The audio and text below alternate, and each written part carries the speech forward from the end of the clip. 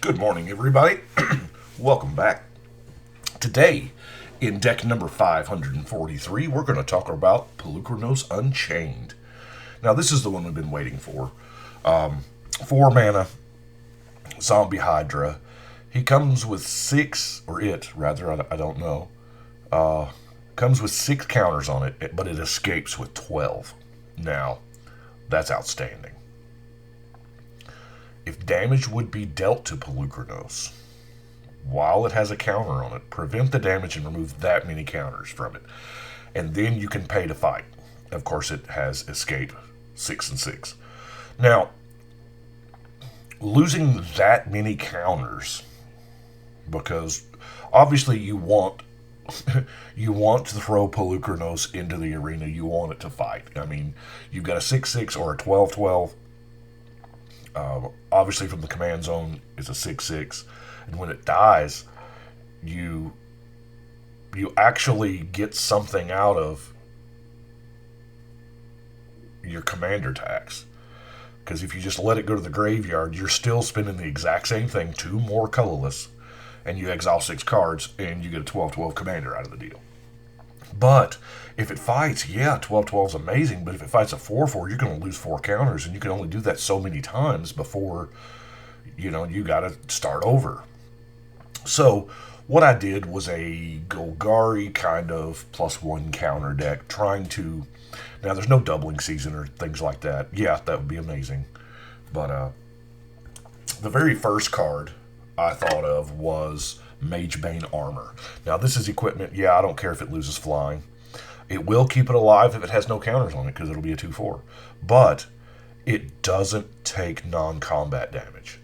So you can fight all you want to, kill creatures, and not lose any counters.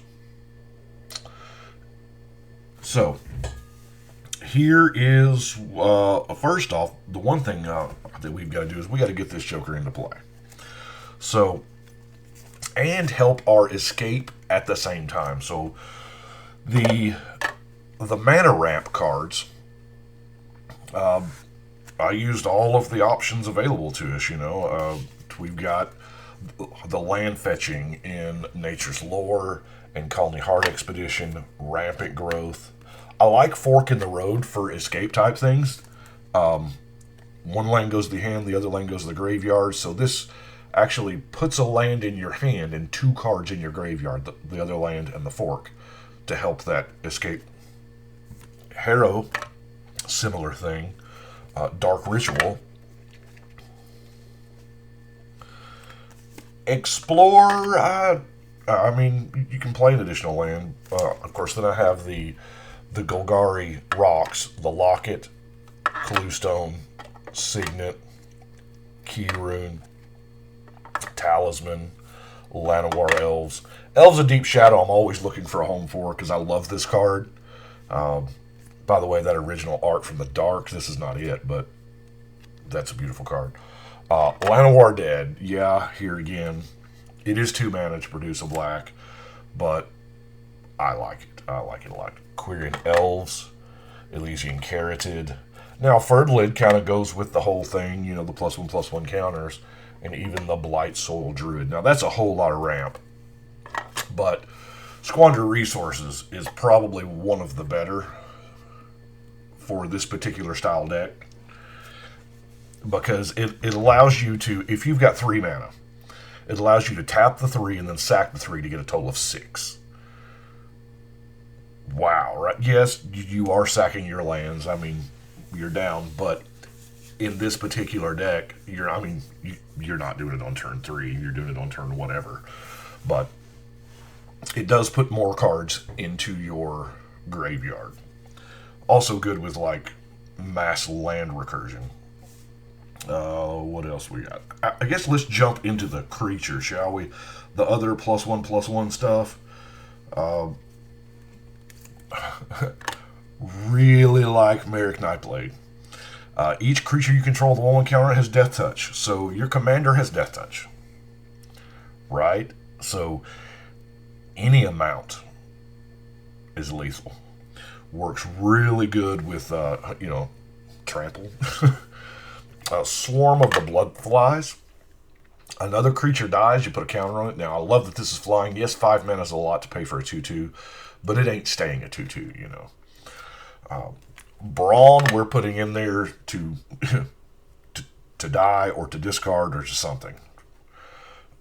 Long Shot Squad is another, you know, you can 12/12 reach can block a lot of things. The Scavenge mechanic here on Dead Bridge Goliath. Chlorfont. Now that's a whole lot of line of text. 3 mana 1/1 gets countered in your upkeep. If you got Threshold, it gets 2 counters. Now, this may or may not be a really good include or really bad include.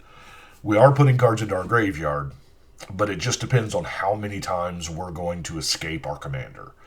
Because if Polukranos is dying over and over again, and we keep having to escape it, then Chlorofont's not that good of a card because we're just exiling cards from the graveyard. But if we do it once, you know, Chlorophont might be a decent card. Crackling. Just, I mean, yeah. However big you need it to be, you know. Gerard, I like Gerard. Now, he's not going to get huge, but I love that ability. I read it as 3 mana, sack Polukranos. Each opponent loses 12 life. That's how I'm reading it. Glowspore Shaman.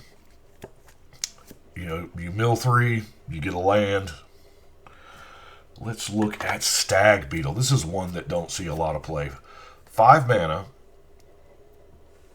Yeah, where X is the number of other creatures in play. So this is a big deal. Storif, Devkar, and Lich. Combat damage to a player, walker. You get a creature card from your, and that's for obviously not for Polukranos. Spike Cannibal does not seem like it is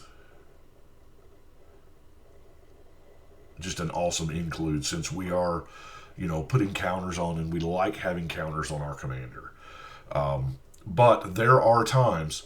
See, the beautiful part about commanders with +1/+1 counters on it is if we do get those, the enchantments that, you know, set its power and toughness, you know, a turn to frog, or when they turn it into a stump, the tree folk one, the counters are still there. But I don't know. This way, if you need to remove those counters, you can. With Spike Cannibal. And every other +1 counter on the table. I mean, Spike Cannibal is a big boy sometimes. Let's look at some card draw, because we are in black and green. I mean, why not? Succumb to Temptation, Read the Bones, Funeral Rites, Return of the Wild Speaker, Harmonize, Painful Lesson, Damnable Pact, and Momentous Fall. Love Momentous Fall, especially in a deck where you don't care about, you know, your commander dying.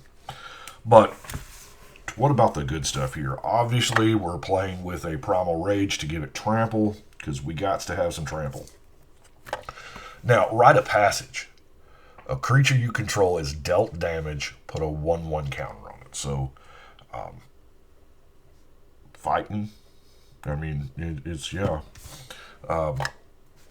Hydra's Growth. At the beginning of your upkeep, double the number of 1/1 counters on it. This is, if left alone, if your table does not respond to Hydra's Growth on Polukranos, then yeah, that's pretty close to finishing it up right there. Eternal Thirst. Enchanted creature has lifelink. Hey! And this is getting silly now, isn't it? Whenever a creature an opponent controls dies, he gets a counter, of course. Retribution of the Ancients. Now, this is more for, obviously, if our commander is getting a ton of +1 counters. We can remove some threats here. Elephant Grass is going to save us from the Swarm. And Unspeakable Symbol, you know, if we have the life thing on, by the way, Unspeakable Symbol is amazing in the Marchesa, the original Marchesa deck. But I love that it's target creatures, not target creature you control, so there is some diplomacy here, albeit expensive at 3 life a pop.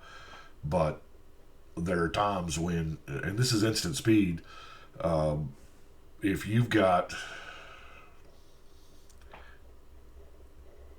enough life to be able to just, when Polukranos gets in there, to finish up by commander damage, yeah, that's the way to do it. And if you can, I mean, if commander damage is not a thing, we have Phyresis and Tainted Strike to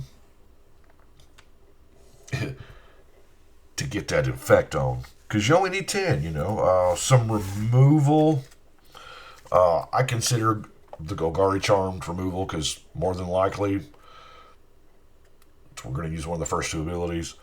Massacre Girl, that's a board wipe. Casualties of War is just a beating. Gaze of Granite. Hunt the Weak. Love Hunt the Weak. Is this not the perfect card for the deck or what? It's fighting, it's +1 counter. Death Sprout I've got with removal as opposed to ramp because, let's face it, you have to have a target.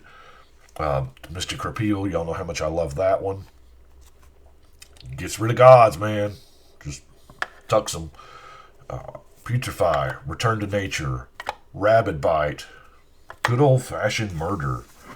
Final Parting is a tutor that we're using, you know.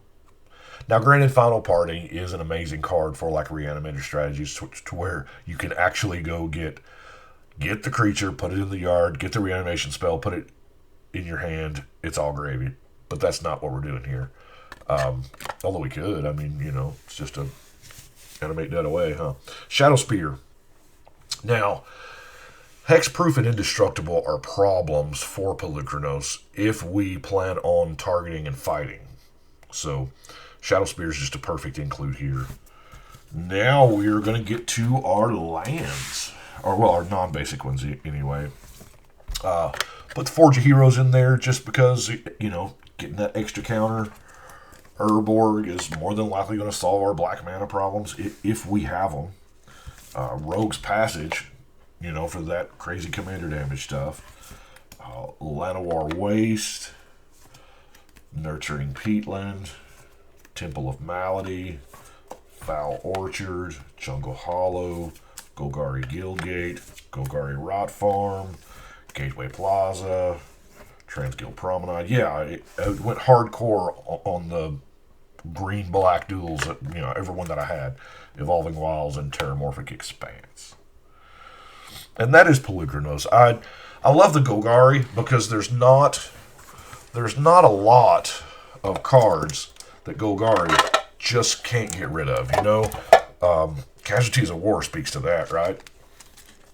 So, try to use as many, like, I don't know why I went the Mirage Forest route. I can't explain it.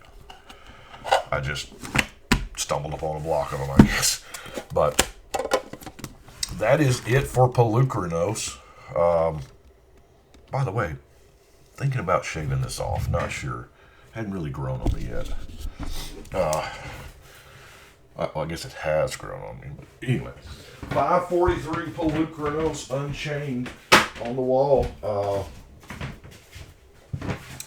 I do appreciate y'all watching. I know it's been a little bit. Gotta build decks, you know. I'm getting down to the decks in Theros now that I'm having to think a little more on and do a little, you know. It's not just you see the card and you go, oh, this is what I'm doing.